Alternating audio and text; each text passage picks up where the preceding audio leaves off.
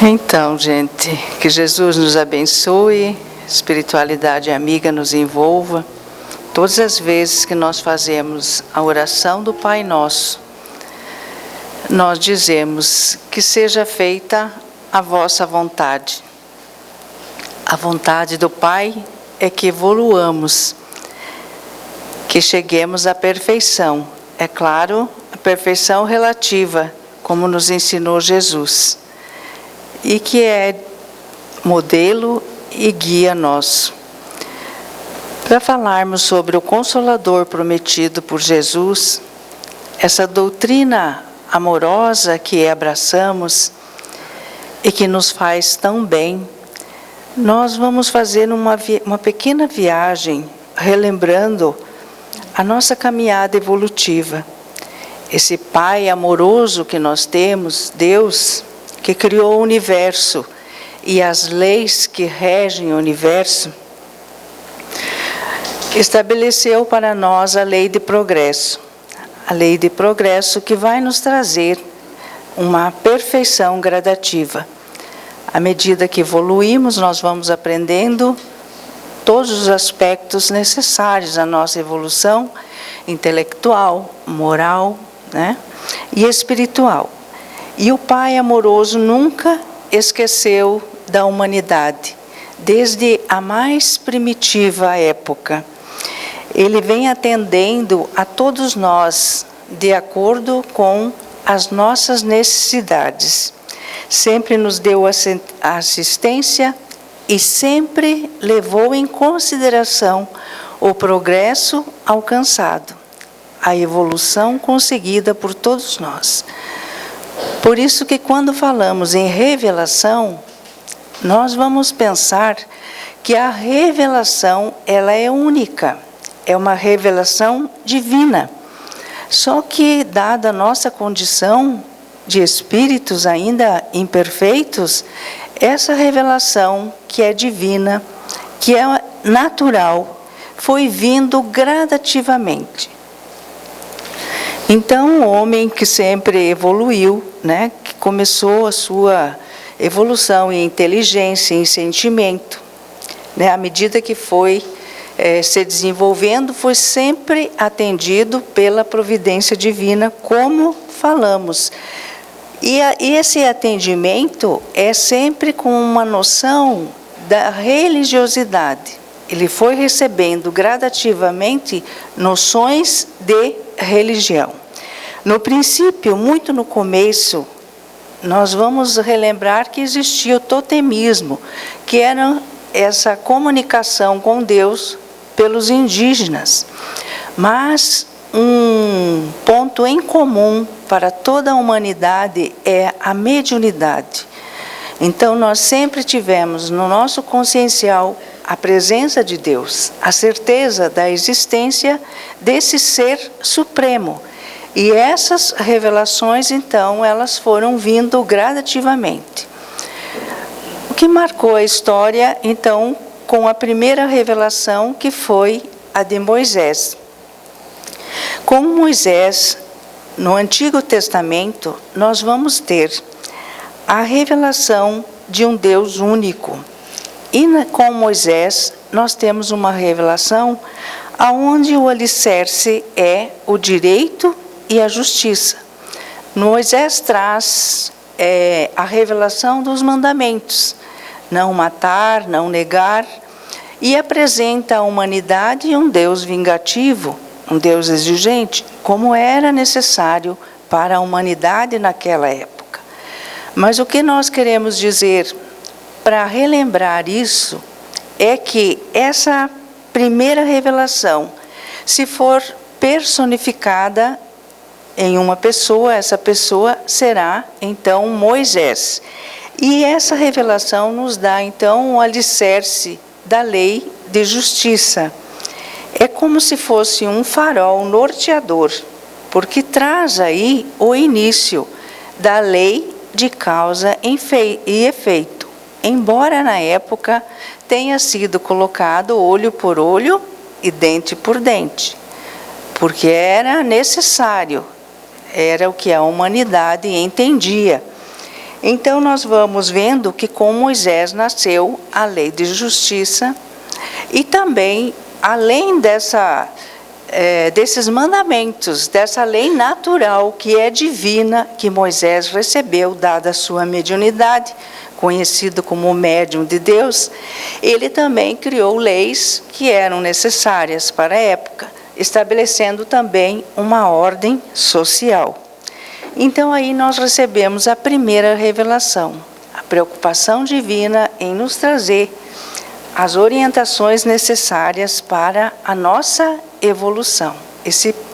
Nós estamos sujeitos à lei de progresso e nós temos a necessidade desse contato, dessa ligação maior com Deus.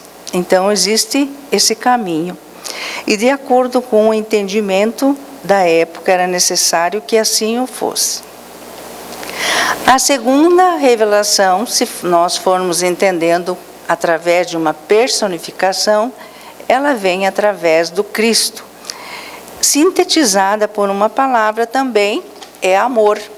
Traz o Novo Testamento um conhecimento mais profundo do amor na personificação de Jesus, que vivencia os ensinamentos que traz.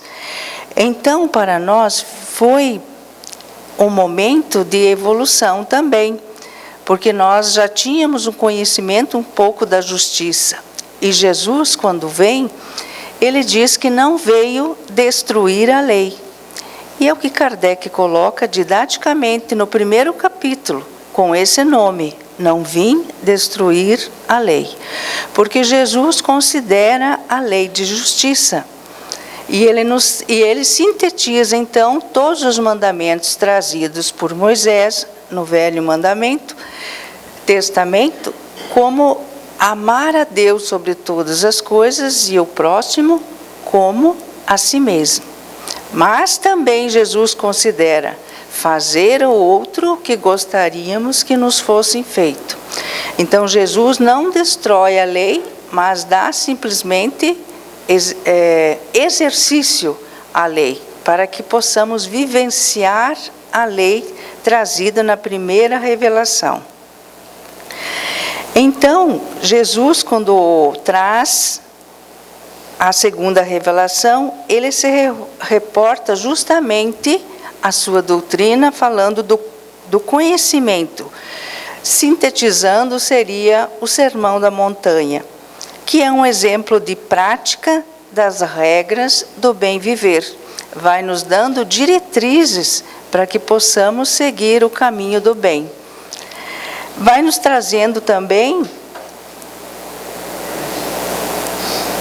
a noção de que para a nossa evolução existe uma condição, ou seja, a observância da lei.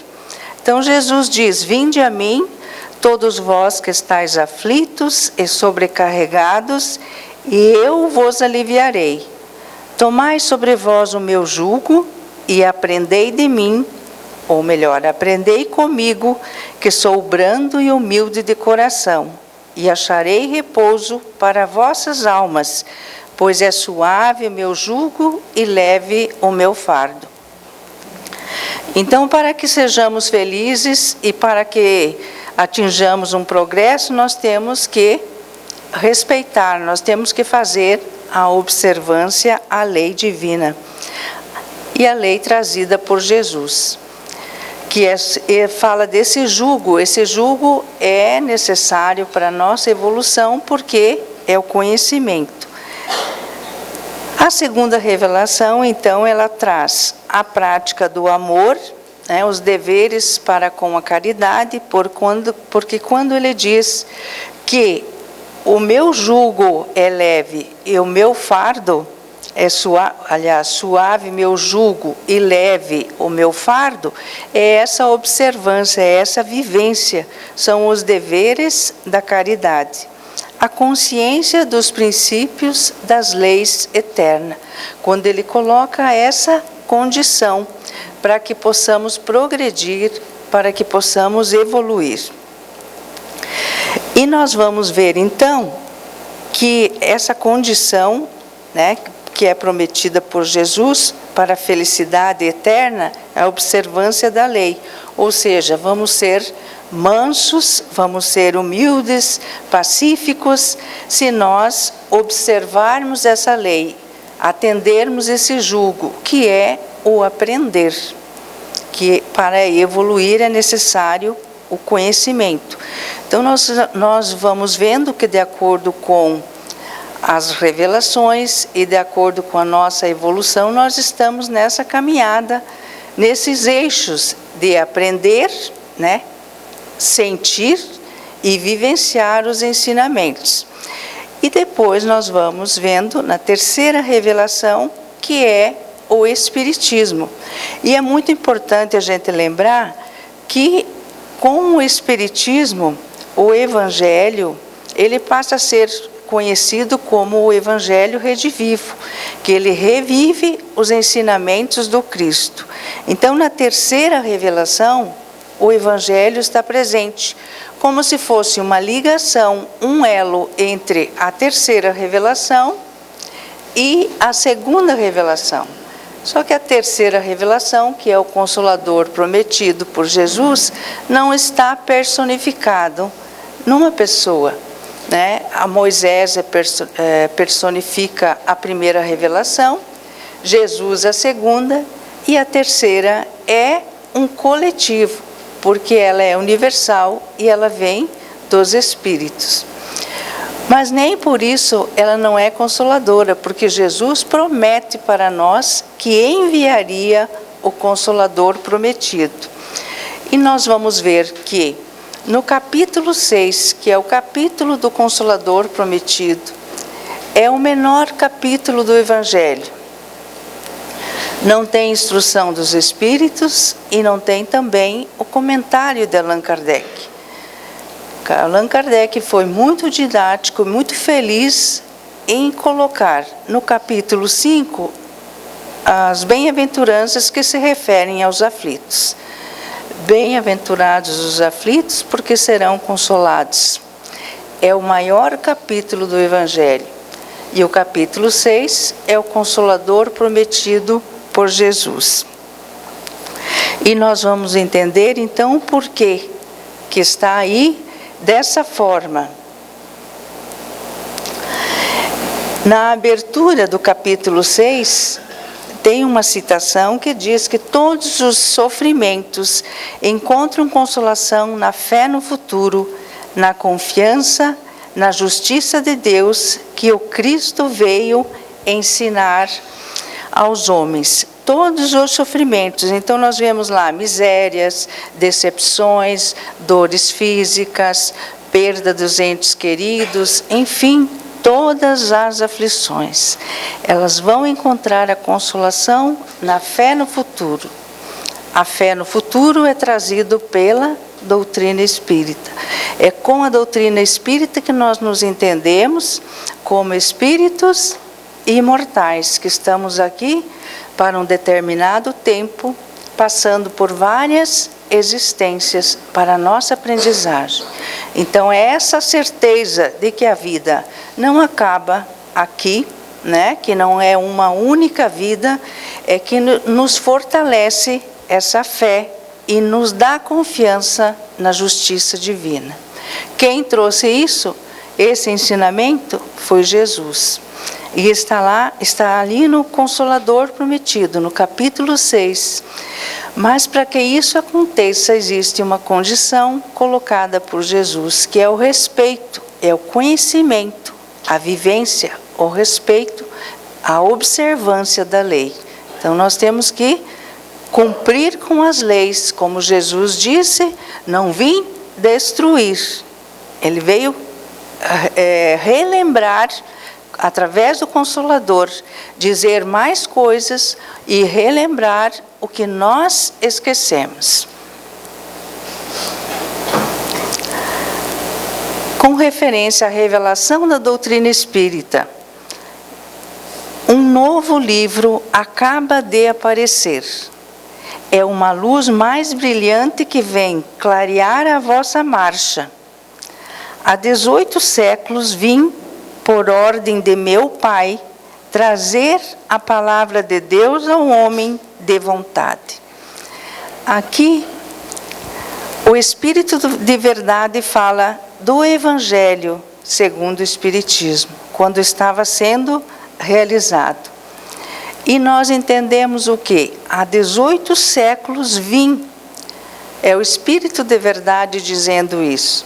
Se nós formos olhar no prefácio do Evangelho segundo o Espiritismo, diz assim, eu vou ler só o primeiro parágrafo.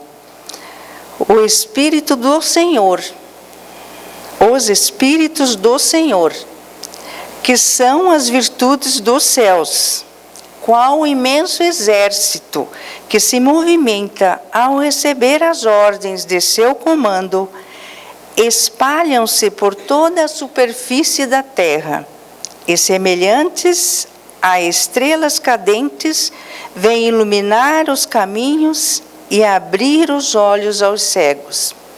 Vejamos, os Espíritos do Senhor, Senhor que é Deus nosso Pai, que se movimentam ao receber as ordens do seu comando. Comando de quem? De Deus nosso Pai. Então é Ele que comanda os Espíritos para virem trazer a doutrina consoladora. A doutrina que Jesus falou, que enviaria, que pediria por ordem de meu Pai. Aí nós vamos entendendo a importância do Consolador prometido. Há várias moradas na casa de meu Pai. Tem um S a mais ali. Disse-lhes eu há 18 séculos. Estas palavras, o Espiritismo veio fazê-las compreendidas. Na Revista Espírita, 1864. Então, o Espírito de verdade, né, falando para nós isso. Se me amais, guardai os meus mandamentos, e eu rogarei a meu Pai, e Ele vos enviará outro Consolador, a fim de que fique eternamente convosco.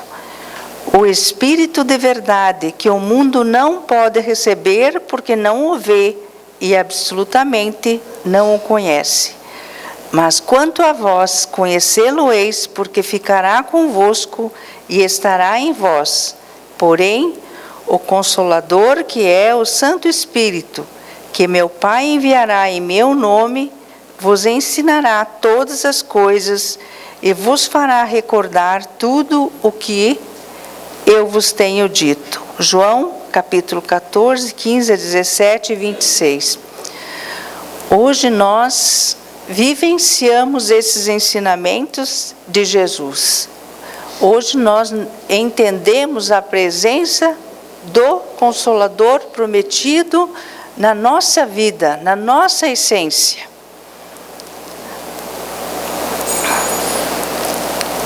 No capítulo 6, no item 5, no Evangelho segundo o Espiritismo. Pelo Espírito de verdade. Sinto-me por demais tomado de compaixão pelas vossas misérias, pela vossa fraqueza imensa, para deixar de ter mãos socorredoras aos infelizes transviados que, vendo o céu, caem nos abismos do erro. Crede, amai, meditai sobre as coisas que vos são reveladas. Não mistureis o joio com a boa semente, as utopias com as verdades. Então nós vamos entendendo que a doutrina dos Espíritos se fazia necessário para que nós pudéssemos, passado quase 2000 anos, né, 1857, o advento do Espiritismo. A humanidade, apesar de ter tido a revelação de Moisés e a revelação de Cristo, ainda estava conturbada. Por isso que ele diz que ela vem o Consolador prometido vem abrir os olhos aos cegos, porque ele dialoga com todos os conhecimentos e traz uma ampla visão do processo das nossas relações com o mundo físico, mas, acima de tudo, com o mundo espiritual. E ele vem também abalar os alicerces da intolerância, né, da indulgência, vem fazer abalar também uma fé dogmática, porque vem nos trazer a comprovação dos fatos, tira o véu e nos traz as respostas que nós precisávamos, quem somos, de onde viemos, por que estamos aqui, para onde vamos, e também vem abalar o materialismo, né? Porque vem nos falar da vida futura, na justiça de Deus, e nós vamos entendendo as leis que são divinas e que são naturais e que são eternas. Por isso, o Consolador prometido por Jesus ficará eternamente conosco, porque depois dessa consciência nossa, nós não podemos mais voltar atrás, porque o véu já foi tirado. Também no capítulo 6, pelo Espírito de verdade. Venho, como outrora, aos transviados de Israel, trazer-vos a verdade e dissipar as trevas. Escutai-me. O Espiritismo, como o fez antigamente a minha palavra, tem de lembrar aos incrédulos que acima deles reina a imutável verdade. O Deus bom, o Deus grande, que faz germinem as plantas e se levantem as ondas. Revelei a doutrina divinal, como um ceifeiro, reuni em feixe o bem esparso no seio da humanidade e disse: vinde a mim, todos vós que sofreis. O Consolador prometido por Jesus, que é a doutrina espírita, continua nos fazendo o mesmo chamamento que Jesus nos fez há 18 séculos antes do advento do Espiritismo. Reconhece-se que o Espiritismo realiza todas as promessas do Cristo a respeito do Consolador anunciado. Ora, como é o Espírito de verdade que preside o grande movimento de regeneração, a promessa de sua vinda se acha por essa forma cumprida, porque de fato é Ele o verdadeiro Consolador. Então nós temos Jesus na doutrina espírita como o Consolador prometido, presidindo a pleiade de espíritos que trouxeram todas as mensagens e todo o conteúdo que nós conhecemos da doutrina consoladora. E refere-se especialmente a nós, que somos estudantes, que vivenciamos, que conhecemos a doutrina. Espíritas, amai-vos, este é o primeiro ensinamento. Instruí-vos, este é o segundo. No cristianismo encontram-se todas as verdades. São de origem humana os erros que nele enraizaram. Eis que do além-túmulo, que julgáveis o nada, vozes vos clamam. Irmãos, nada perece. Jesus Cristo é o vencedor do mal. Sede os vencedores da impiedade. Então, um chamamento para nós espíritas, dentro dessa diretriz que é amorosa, que é a diretriz trazida por Jesus, reavaliada, reconfirmada pelo Espiritismo. Não existe um caminho para a evolução sem esforço, sem trabalho, sem conhecimento. Então, são os eixos, digamos assim, que nós vamos pautar a nossa evolução. O conhecimento e a transformação moral. São as duas bases da nossa evolução. Por consequência, a transformação social. Também no capítulo 6, o Consolador Prometido, no item 8, Deus consola os humildes e dá a força aos aflitos que lhe a pedem. Seu poder cobre toda a terra e por toda parte, junto de cada lágrima, coloca ele um bálsamo que consola. A abnegação e o devotamento são uma prece contínua e encerram um ensinamento profundo. A sabedoria humana reside nessas duas palavras. Então, não existe um caminho evolutivo sem trabalharmos intimamente em nós essas duas palavras, essas virtudes, para que no caminho da nossa transformação moral, nós possamos nos tornar abnegados pela causa, a causa do Cristo. A seara dele é grande, há trabalho para todos nós. E o devotamento, sem nos debruçarmos, sem nos esforçarmos em conhecer essas leis que são divinas, que são naturais, e vivenciá-las, nós não conseguiremos essa evolução, essa perfeição, como nós pretendemos, sem esforço. Não existe.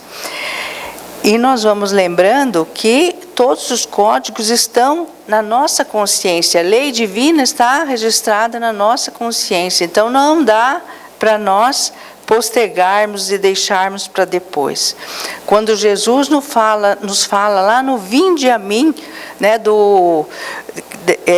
nesse chamamento, e fala do seu jugo que é leve e que é suave, e que o seu fardo também é suave, ele está se referindo a essa dedicação, a esse devotamento, para que haja essa transformação. E diz que nós receberemos, né, o alívio, o repouso. Esse repouso, esse alívio, é o consolo, porque ele não está falando do repouso que é ociosidade ou improdutividade ou inatividade. Alívio e consolo serão aliviados e serão consolados aqueles que trabalharem, aqueles que se esforçarem. É com referência à reforma íntima nossa, à transformação moral nossa. É a ajuda ao próximo, é o amor a Deus, sobretudo, mas ao próximo, que é a nossa ponte. E com relação ao Espiritismo, também a terceira revelação, uma das considerações que nós entendemos que é necessário entender, que o outro Consolador, como Jesus fala, veio no tempo devido, para poder ensinar quando nós tínhamos a maturidade para ter esse entendimento. Então, era necessário o Consolador para recordar tudo que Jesus havia dito, que embora nós tivéssemos conhecimento, não foi praticado. E para revelar mais coisas. E como é que o Espiritismo faz? O Espiritismo, que é uma ciência, que trata da natureza, da origem, da destinação e das relações dos espíritos, tanto na vida corpórea como na vida espiritual. Faz tudo isso através dos 3 aspectos que são importantes na ciência, a filosofia e a religião. Então, através dessa doutrina maravilhosa, consoladora, nós podemos aprender a pensar sobre a nossa vida, a pensar sobre a nossa condição de espíritos que somos e estamos aqui por um determinado tempo, e já estivemos e vamos voltar com certeza. Refletir sobre a nossa essência, que não somos matéria, né? Não nos cabe também nos acomodarmos nesse plano material. mas não colocá-lo no primeiro patamar da vida, como ponto de referência única às vezes, tendo a religião como base para o nosso aprimoramento moral. São os ensinamentos do Cristo que vão nos dar essa base para o aprimoramento moral. Tanto é que Kardec pegou a parte das leis morais do Livro dos Espíritos e trouxe para a terceira obra, que é o Evangelho segundo o Espiritismo. E também a vertente da ciência, né? Que vai nos ajudar a entender através do conhecimento científico. Então, se somarmos conhecimento científico, mais as reflexões filosóficas que nós vamos tirando desse ensinamento, desse estudo que nós vamos fazendo, nós vamos trabalhando a nossa transformação moral. E o Evangelho no coração, sempre no bojo, né, dessas revelações. Ele faz esse elo muito importante da terceira e da segunda revelação.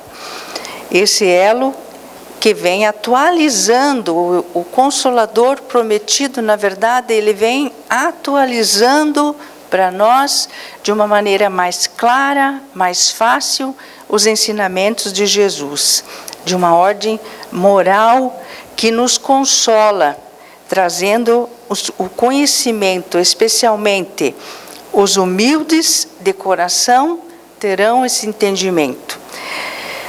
Ele dá força aos que procuram o caminho da retidão e da retificação, porque nós nos conhecemos. Está lá no nosso subconsciente. Então, nós sabemos aonde que nós devemos trabalhar. À medida que nós vamos evoluindo, nós vamos tendo esse entendimento. E também vai nos trazendo, vai nos esclarecendo sobre o sentido da vida, né? Fazendo que a gente que vive nesse mundo áspero, né, de coisas materiais, coisas que muitas vezes nós não aceitamos, e não podemos mudar, mas nós sabemos que nós podemos mudar muitas coisas. E vai nos falando principalmente das esferas espirituais que nos aguardam, né? Essa certeza do futuro, essa certeza da justiça divina, através das leis que são naturais, como a lei da reencarnação, que nada que nos acontece é castigo, nós já temos esse entendimento, mas é um exercício, um aperfeiçoamento para melhorar o nosso passado, seja ele remoto ou não. Então nós vamos ter com o Espiritismo uma compreensão melhor e maior de tudo que nos cerca, vamos tendo a compreensão da necessidade de progredir e vamos, através do Espiritismo, tendo os meios necessários para nos ajudar nessa evolução. Então, a doutrina espírita, o Consolador prometido por Jesus, vem nos ensinar a entender melhor e a vivenciar melhor as leis divinas, que são naturais, em todas as circunstâncias da vida e em todas as situações da vida, sejam elas individuais ou coletivas. À medida que nós vamos entendendo as leis morais, nós vamos trabalhando os nossos pensamentos e melhorando as nossas ações. Porque nós vamos entendendo que o Pai, o Criador, estabeleceu as leis divinas como normas de vida. Então não é o acaso, elas são leis e são imutáveis. Então, enquanto nós não seguirmos e não obedecermos, não fizermos essa observância, nós vamos sofrendo.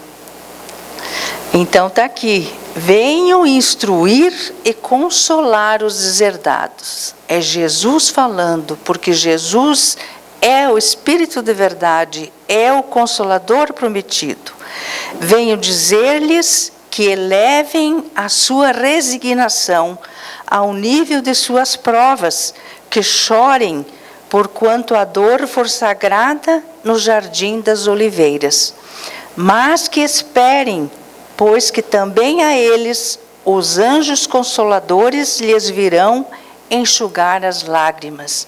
E é com a doutrina espírita que nós temos a certeza que nós não estamos sós, que nós temos muitos amigos espirituais que vão nos ajudando, equipes espirituais que trabalham conosco. E, acima de tudo, temos um Espírito concedido pelo Pai para nos auxiliar, para nos conduzir, que nós carinhosamente chamamos de anjo guardião.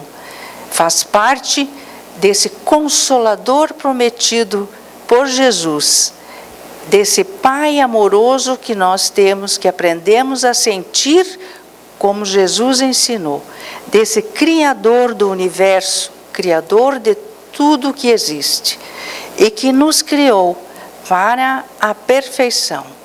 Que Jesus, espiritualidade amiga, nos ajude para que nos fortaleçamos através do conhecimento, através da nossa transformação moral e através da vivência dos ensinamentos de Jesus, hoje à luz do Consolador prometido.